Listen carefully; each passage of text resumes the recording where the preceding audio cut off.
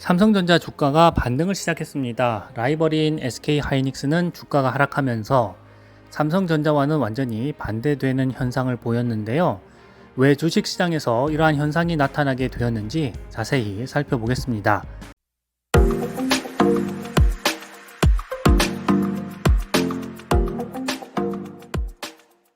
삼성전자의 HBM 퀄 테스트가 막바지에 들어갔다 하는 소식이 전해지면서 주가 반등이 시작되었습니다. 삼성전자 주가는 고점 대비 37%가량 하락한 상황입니다. 이 월봉으로는요, 60개월 아래에서 내려와서 이 120개월 선까지는 아직 여유가 있는 상황인데요. 이 120개월 월봉 차트상에서의 주가는 55,000원대에 위치해 있습니다. 아마도 이번에 반등을 한다면 여기까지 내려올 가능성은 낮지 않을까 생각해 보는데요. 이 삼성전자 주가가 이렇게 반등하는 주요 이유는요. 삼성전자가 주요 고객사의 퀄 테스트에서 중요한 단계를 완료했다라고 밝혔기 때문입니다. 김재준 부사장이 10월 31일 3분기 실적 발표 컨퍼런스 콜에서 삼성전자의 5세대 HBM인 HBM3E 공급 상황과 관련해서 현재 주요 고객사의 퀄 테스트 과정상 중요한 단계를 완료하는 유의미한 진전을 확보했다라고 밝혔기 때문입니다. 4분기 중에 이 HBM3E 판매 확대가 가능할 것으로 전망된다라고 밝히면서 시장이 아주 환호한 것인데요. 삼성전자가 언급한 주요 고객사는 바로 엔비디아죠. 만약에 김재준 부사장의 말대로 현재 엔비디아의 HBM 성능 검증 과정이 순조롭게 진행이 되고요. 실제로 제품 공급이 시작된다면 삼성전자로서는 정말 큰 희소식인데요. 김재준 부사장은 3분기에 10%대 초중반이던 HBM3E 매출 비중이 4분기에는 50%로 확대될 것이라고 전망했습니다.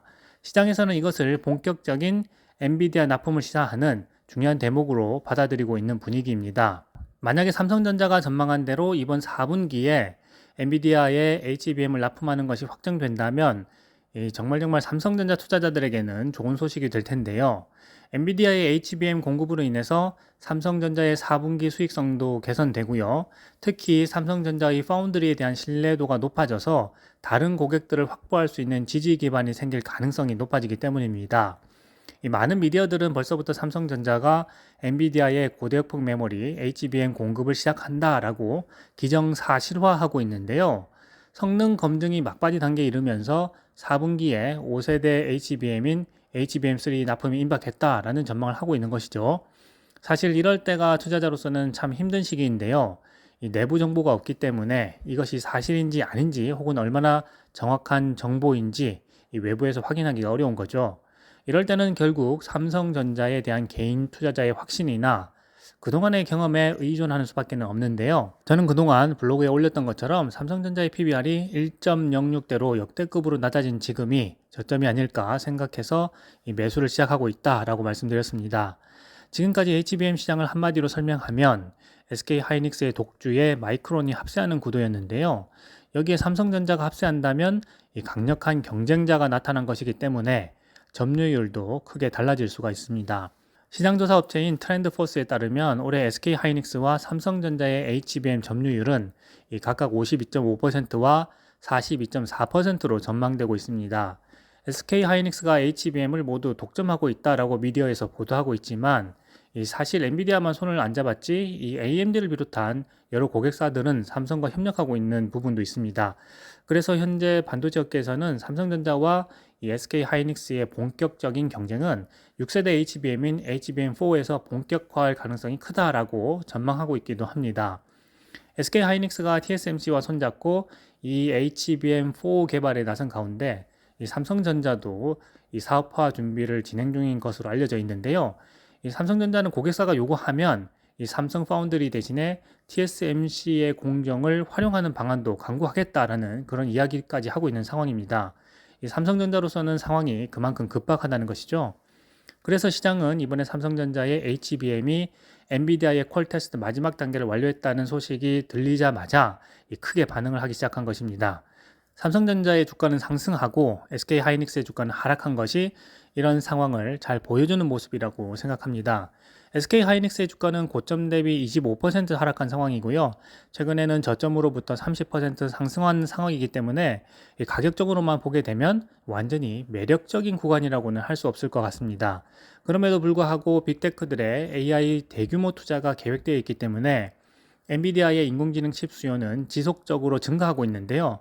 큰 틀에서 보게 되면 SK 하이닉스 실적도 엔비디아 실적과 함께 상승할 것으로 예측됩니다. 그래서 어느 정도 이런 분위기가 시장에서 정리되고 나면 SK 하이닉스 주가도 반등할 것으로 생각해 볼 수 있는데요. 우리나라 산업의 미래를 위해서도 삼성전자와 함께 상승 동력을 얻게 된다면 참 좋을 것 같다 하는 생각을 해보고 있습니다. 3분기 실적 발표 후에 HBM 때문에 실망했던 삼성전자가 이 4분기에는 HBM으로 웃을 수 있을지 3분기 실적 발표를 자세히 살펴보겠습니다. 삼성전자 뉴스룸에 가시면 내용을 정확하게 살펴보실 수가 있습니다. 삼성전자는 연결 기준으로 2024년 3분기 실적을 발표했는데요. 이 매출은 79.1조 원, 영업이익은 9.18조 원을 발표했습니다. 전사 매출은 전분기 대비해서 7%가 증가했고요. 역대 최대 분기 매출을 기록했습니다. 기존 분기에 이 최대 매출을 기록한 분기는 2022년 1분기에 77조 7,800억 원이었는데요. 삼성전자를 비판하시는 분들도 많지만 삼성전자는 분기 실적 발표에서 확인할 수 있는 것처럼 이 한 분기에 벌어들이는 돈이 80조 원에 가까운 우리나라 대표 기업입니다. 한 분기 최대 매출 80조 원이면 1년으로 치면 320조 원이죠. 물론 분기 최대 매출이기 때문에 연간으로 계산하면 약 300조 원이라고 보시면 될 듯 합니다.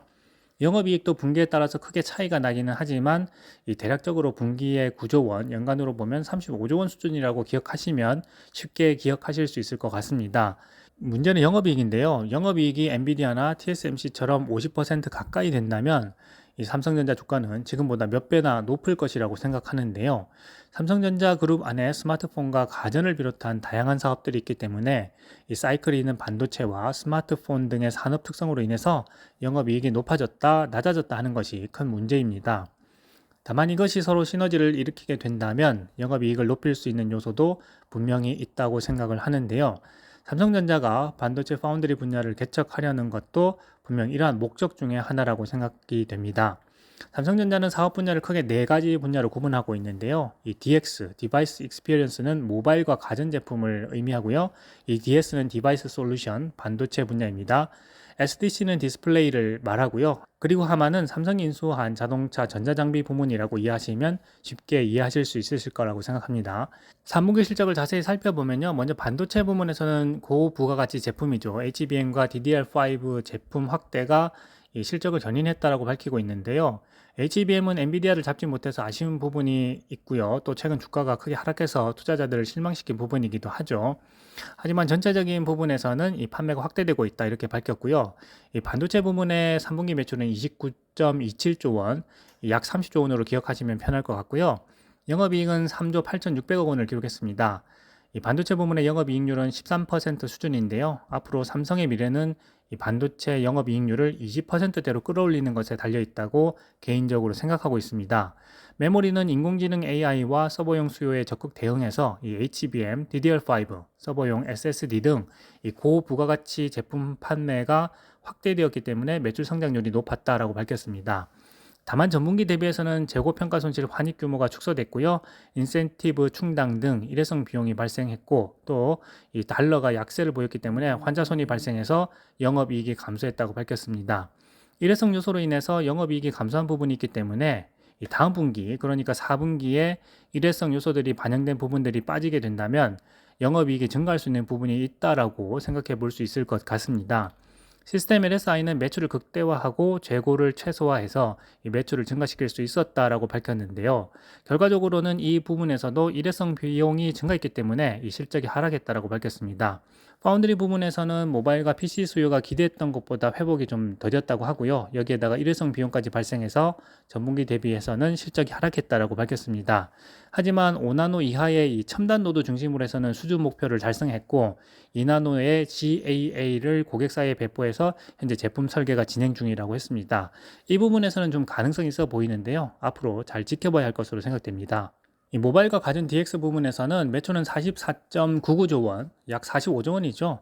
영업이익은 3조 3,700억 원을 기록했습니다. 확실히 반도체보다는 영업이익률이 낮다는 것을 여기에서 잘 알 수가 있는데요.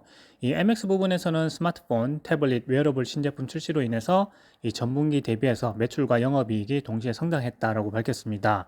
이 스펙이 향상되면서 재료비가 인상되었다고 했는데요. 네트워크 부문에서는 투자가 축소됐고요. 비수기 영향으로 인해서 전분기보다 매출이 감소했다고 밝혔습니다. 그리고 하만 부분에서는요, 이 오디오 제품 판매 확대로 인해서 전분기 대비 실적이 개선되었다고 밝혔습니다. 하만 매출은 3조 5,300억 원이고요. 영업이익은 3,600억 원입니다. 이 부분에서 실적이 좀 아쉽기는 하죠. 이재용 회장의 야심찬 결정으로 인해서 이 자동차 전장기업을 인수한 것인데요. 앞으로 실적이 더 개선되었으면 하는 바람입니다. 디스플레이 부분에서는 주요 고객사들의 스마트폰 신제품 출시로 인해서 실적이 개선되었다고 밝혔고요. 이 매출은 8조 원, 영업이익은 1조 5,100억 원입니다. 3분기에는 환율 영향이 컸는데요. 전분기 대비해서 이 영업이익이 5천억 원 정도 감소하는 이 부정적인 효과가 있었다고 합니다. 이 부분은 어쩔 수 없는 부분이고요. 그리고 가장 중요한 시설 투자에 대해서도 이야기했는데요. 3분기 시설 투자는 12조 4천억 원이었고요. 연간 시설 투자로 생각하게 되면 약 56조 7조 원을 예상하고 있다고 합니다. 연간 60조 원에 가까운 정말 엄청난 시설 투자를 하고 있는데요. 이러한 대규모 시설 투자가 빛을 발하려면 무엇보다도 이 파운드리 분야의 성공이 절실하다고 생각됩니다. 3분기에는 전분기 대비해서 시설 투자가 3천억 원이 증가했는데요. 이 분야별로 살펴보게 되면 이 반도체 분야에서는 10조 7천억 원을 집행했고요. 디스플레이에서는 1조 원을 집행했다고 합니다. 3분기 누적으로는 35조 8천억 원이 집행되었고요. 반도체 부문에서는 30조 3천억 원, 디스플레이에서는 3조 9천억 원을 집행했다고 합니다. 사실상 반도체 부문의 시설 투자가 거의 대부분인 것을 알 수가 있죠. 디스플레이 분야에서는 시설 투자와 매출 규모 측면에서 보면 이 이익률이 낮은 편이죠. 하지만 삼성전자 다른 제품에도 다양하게 사용되고 있기 때문에 어떤 측면에서 보게 되면 기술력도 지원하고 간접적으로 원가를 낮추는 그런 영향도 있습니다. 그래서 다양한 측면에서 바라볼 필요도 있기는 합니다. 2024년 연간 시설 투자 예상은 전년 대비해서 3조 6천억 원이 증가한 총 56조 7천억 원이 될 것으로 예상을 하고 있는데요. 이 반도체에서 47조 9천억 원, 디스플레이에서는 5조 6천억 원으로 전년 대비 소폭 증가가 예상된다고 합니다. 메모리 설비 투자는 탄력적으로 운영하겠다는 계획인데요. HBM과 DDR5 등 이 고부가가치 제품으로 전환하는 데 중점을 두겠다라고 했습니다. 이 전체적으로 보게 되면은 전년 수준의 시설 투자다라고 보여집니다. 올해도 작년과 비슷한 수준인 56조 원의 시설 투자가 진행될 것으로 기억하시면 될 것 같고요. 이 파운드리 분야가 특히 중요한데요. 삼성전자는 시황과 투자 효율성을 고려해서 투자 규모를 정할 것이다 라고 했습니다. 그래서 전체적인 파운드리 투자 규모는 약간 축소될 것으로 전망하고 있기도 합니다. 고객이 충분히 확보되고 수율이 높았다면 파운드리 분야의 시설 투자가 확장됐을 텐데요. 이 부분이 좀 아쉬운 부분이죠. 이 삼성전자의 전망과 주가를 하락시킨 주요 원인이기도 합니다. 디스플레이는 경쟁력 우위를 유지하기 위해서 이 중소형 디스플레이의 신규 팹과 이 제조라인 보완에 적극적으로 투자할 계획이라고 했고요. 대형 디스플레이에서는 마진이 많이 남지 않기 때문에 투자 규모를 유지하거나 이 소폭 축소할 것으로 보이기도 합니다.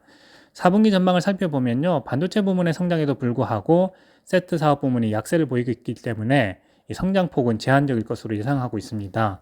성장폭이 제한적이라면 이 제조 효율성 확대해야 되겠죠. 그리고 원가 효율성도 확대해야 되고요. 이러한 과제가 남게 되는 것인데요. 어떻게든 원가를 낮추고 매출을 높여야 하는 숙제가 올해 4분기와 내년에 삼성전자에 남아있게 되는 것입니다. 반도체 부문에서는 이러한 문제를 해결하기 위해서 고부가가치 제품을 확대하고 이 기술 리더십 확보에 집중하겠다라고 밝혔는데요. 어떻게든 HBM에서 최대 고객인 엔비디아를 잡아야 되겠죠. 그리고 삼성전자의 인공지능 AI 전략에 대해서도 살펴보겠습니다. 삼성전자는 전 세계에 매년 5억 대 이상의 다양한 제품을 공급하고 있는데요. 제품 특성에 맞는 AI 기술을 적용해서 시장을 선도하겠다라고 했습니다. 애플이 애플 인텔리전스를 발표한 만큼 삼성도 인공지능 스마트폰을 어떻게든 매력적으로 만들어서 여러 세대에게 충분히 소구할 수 있어야 한다라고 개인적으로는 생각하고 있는데요. 이 부분에 대해서 삼성전자가 앞으로 나갈 이 구체적인 비전과 로드맵을 제시해 주었으면 좋겠다라는 생각을 가지고 있습니다. 미래 삼성의 먹거리가 반도체도 있지만 AI 스마트폰에도 있는 거죠. 좀 더 확실하게 비전을 세우고 투자자들에게 보여주고 또 소비자들에게 매력적으로 제시하기를 바랍니다. 이 많은 부분에서 도전이 있습니다. 삼성이 헤쳐나가야 될 거버넌스를 비롯한 여러 가지 정치적인 문제들도 있지만 어찌됐든 이러한 부분에서 창조적인 해법을 내주기를 바라고 있고 이러한 부분이 어느 정도 해결이 되면 시장이 당연히 반응해 주리라고 생각하고 있습니다. 삼성전자를 둘러싼 상황이 계속해서 빠르게 변하고 있기 때문에 이 투자자로서 계속해서 이러한 소식들을 자세히 살펴볼 필요가 있다고 생각됩니다.